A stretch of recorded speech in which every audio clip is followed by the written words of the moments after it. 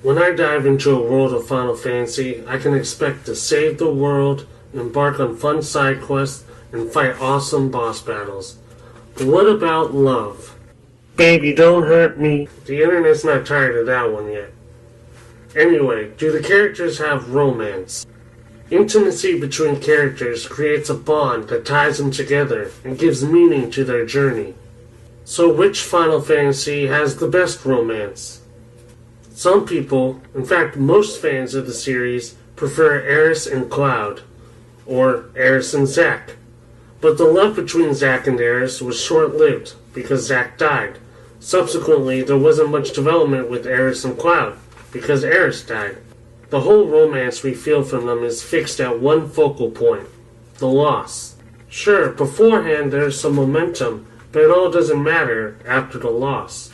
That's what gives the romance meaning, a tragic feeling, but it's not enough.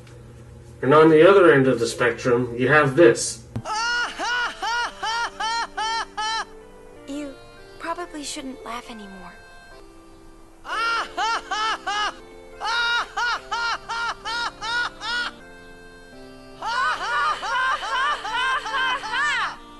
So I submit for your approval the best romance in all Final Fantasy. In the beginning, mercenary in training, aka Seed, Squall graduates from Baum Garden, a military academy. Squall is known as a loner who prefers to talk more in his head rather than to people. He is unwilling to connect emotionally, and so he's perceived as uncaring. We all have been there, rebellious teens who don't want to talk about their feelings. Traveling to Timber, Squall is under contract to cooperate with the Forest Owls, a rebel faction whose goal is to gain Timber's independence from the occupying army of Galbadia. Upon meeting with the Forest Owls, Squall realizes that their leader, Rinoa, is the same girl who approached him at his graduation ceremony. She was alone on the dance floor as they locked eyes, and she approached him. After a beautiful dance, Rinoa leaves abruptly, leaving the usually stoic Squall off guard. It was at this ceremony that the contract between the Forest Owls and Baum Garden was formed. At once, Squall judges the rebels to be amateurs, feeling his abilities are being wasted. After a botched kidnapping of the president of Galbadia from Cypher, Squall's fellow classmate, Squall and Rinoa are forced to escape Timber. Squall and Cypher are rivals. They test each other constantly, oftentimes causing trouble. Retreating to the woods, Rinoa reprimands Squall for being callous towards his comrades. As usual, Squall reflects to himself, thinking how useless it is to depend on others, especially emotionally. Though, after a trip to the dream world, Rinoa greets Squall back with apologies for being harsh on him. Squall and others will randomly drop unconscious to live in another time. The reason is unknown to them. When they reach Galbadia Garden, Squall learns of Rinoa's relationship with Cypher. Rinoa had dated Cypher the previous summer. It was her connection to him that formed the contract, bringing Rinoa and Squall together. As the group reminisces about Cypher, who was supposedly tried and executed for the kidnapping, Squall detaches himself, fearing being referred to in the past tense. A classic example of how Squall is afraid to form bonds with others, lest there be any heartbreak. Later, the party assemble to receive new orders from the headmaster of Galbadia Garden. Rinoa tells Squall to pretend she is Seed as well, in order to keep things less complicated. Remember, Squall is still contracted with the Forest Owls to free Timber, but with more pressing political matters, Rinoa is forced to tag along. The headmaster reveals that the powerful witch, Sorceress Adia, is planning on taking over the nation using her new cover as ambassador. He goes on to inform that Baum and Galbadia Garden have come together in an effort to stop her. Squall and his party will lead the assassination. The assassination will be carried out at Delling City, where the sorceress will have her inauguration parade. General Caraway, Rinoa's father, provides the details of the mission. Rinoa is becoming the heart of this story. She has a romantic past with Cypher, Squall's rival, and she is a revolutionary against the army in which her father is a general. After Squall and Irvine get into position, General Caraway attempts to lock Renoa within his mansion, believing she is not ready to handle such dangerous politics. Though Renoa escapes, confident that if no one will stand with her, she will confront the sorceress herself. But quickly overpowered, Renoa is left helpless behind Adia as she murders President Deli. Squall and Irvine, standing in position in front of the presidential palace, witness this and see Renoa in danger. They quickly rush to her rescue.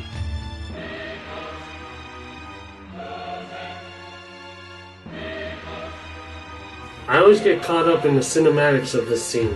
The quick cuts, the shaky cam, the dramatics of the dancer, intense music, and Squall wanting to save Renoa. After a battle with a couple of gargoyles come to life, Squall reflects again how Renoa is not ready for this lifestyle, as she clings to him. Though sympathetic, Squall shows Renoa a small measure of assurance.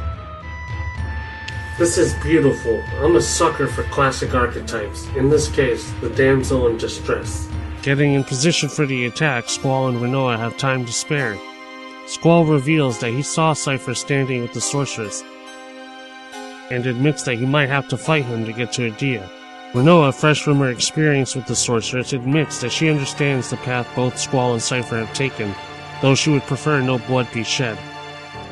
Here, through all her experience, Renoa is finding perspective with Squall instead of Cypher.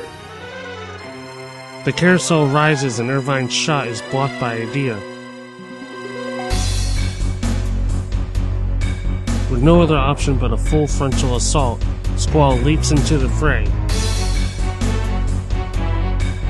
jacks a car,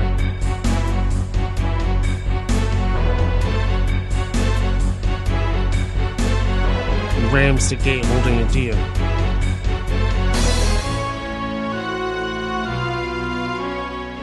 Face to face with Cypher, Squall remarks how far he has fallen. Cypher in turn reveals that being a sorceress knight has always been his romantic dream.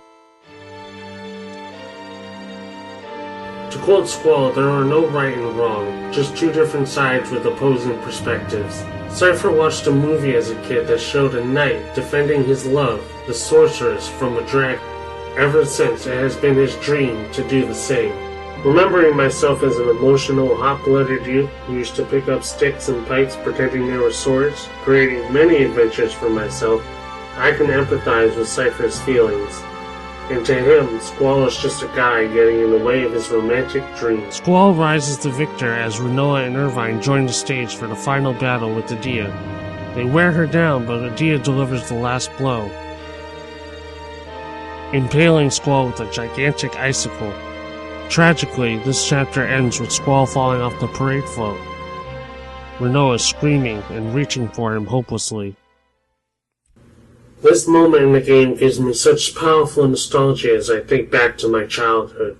I recall the dead of night outside my bedroom window, save for the crickets and frogs, my siblings and parents asleep in their bedrooms, my light on as the darkness washes over me as I stare into the void of my screen, prompting me to save my game before the start of the next disc.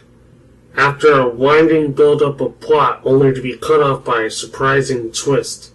The black screen prompting me to save my game is similar to a huge cliffhanger at the end of a chapter in a novel. The story will proceed immediately, but it seems like hours and miles from one page to the other, from one disc to the next. The story continues with Squall separated from the others, surprisingly healed and Cypher's prisoner.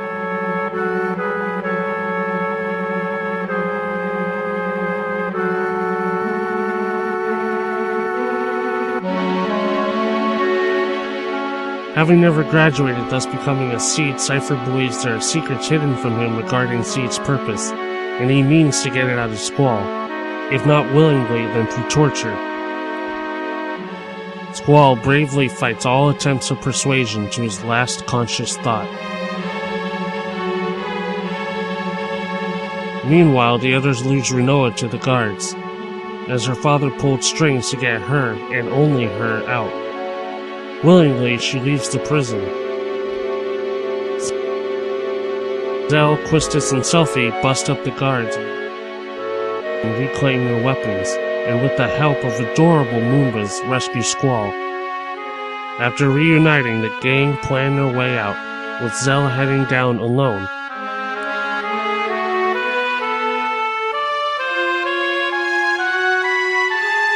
Pinned down, Squall leaps heroically to Zell's rescue in a show of unforeseen camaraderie. Though the threat is far from over, Irvine saves the day and is promptly kicked down the stairs by Renoa, who had to force Irvine to turn back for the prison.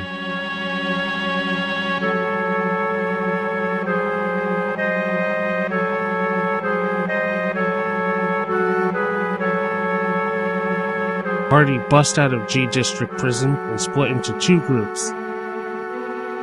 One headed to the missile base to interfere with Sorceress Adia's plan to bomb the gardens, and the other group to Balam Garden to warn and evacuate.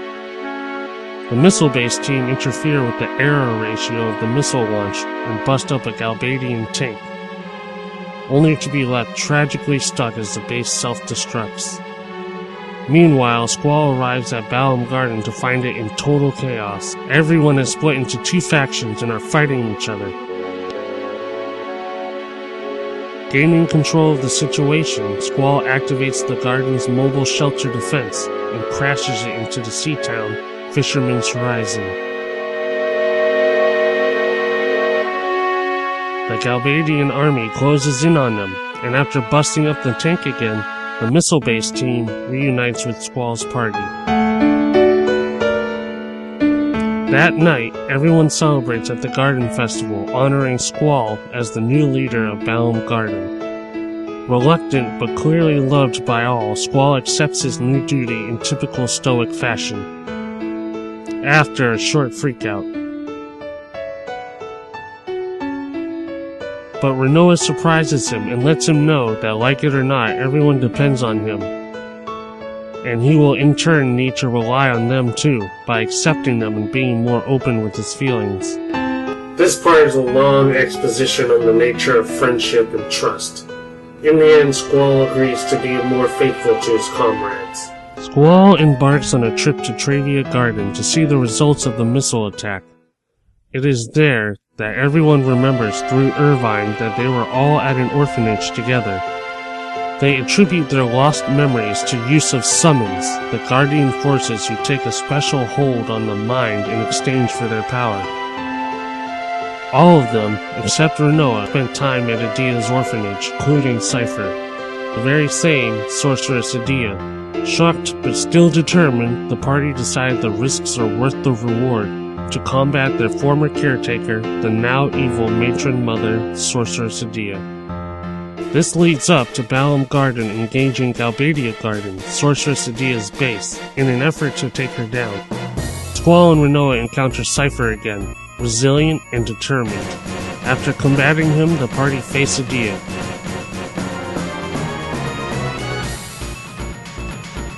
The battle seems to loosen a spell on Adia because she comes to her senses and for the first time acknowledges her former orphans.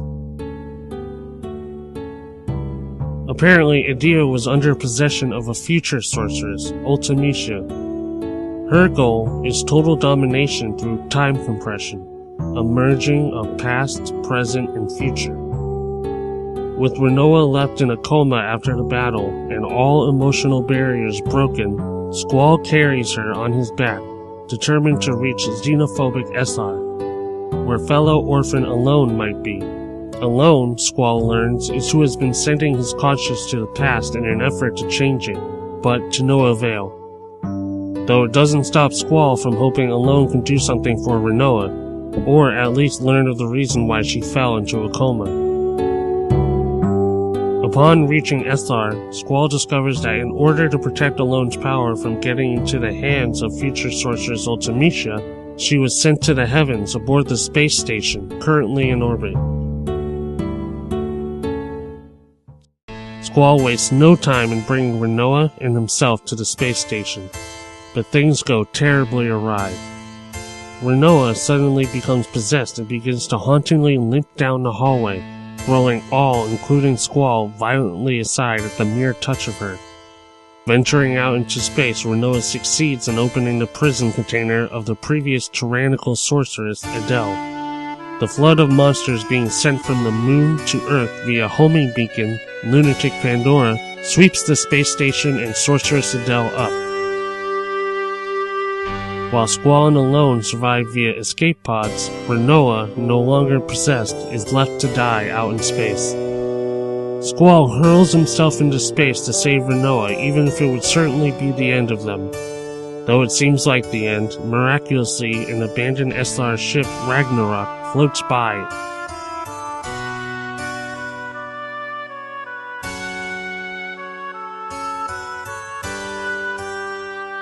And the two manage to climb aboard, out of danger and full of reconciliatory love. Eliminating the monsters that have spread throughout the ship, Squall and Renoa contact Eslar and prepare to be guided back. Here, Renoa reveals that she has gained the sorceress's power, and with it she will be feared and excommunicated. Unable to continue a life with Squall so long as the future sorceress Ultimecia exists to take possession of her. Squall quietly struggles as he lets her go. Immediately, Squall's comrades show him the error of his ways and convince him to head to Sorceress Memorial, where Renoa will be entombed. Squall rushes in and slashes at the machine holding Renoa. As she falls into his arms, they form the iconic logo of the game.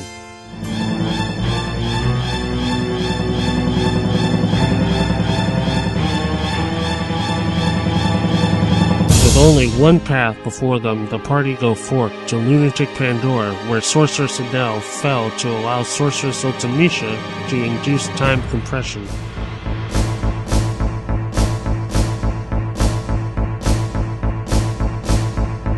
Cypher shows up for one last battle to appease his true sorceress and hand Renoa over to Adele. Defeated, Cypher is left behind as Squall and the others fly through time-space to find Ultimecia in her horrifying castle. A magnificent playground for the most grueling monster fights and boss battles, the party make their way through the huge foyer and medieval architecture of the castle to stand before Ultimecia herself. One final boss fight, and the gang end the tyranny of the future sorcerers for good. As space-time reverts itself, Squall is lost to time, and for a brief spell, we fear him done for. Until Renoa manages to save him and bring him back to the flower field at the orphanage, where they made their promise to always find each other.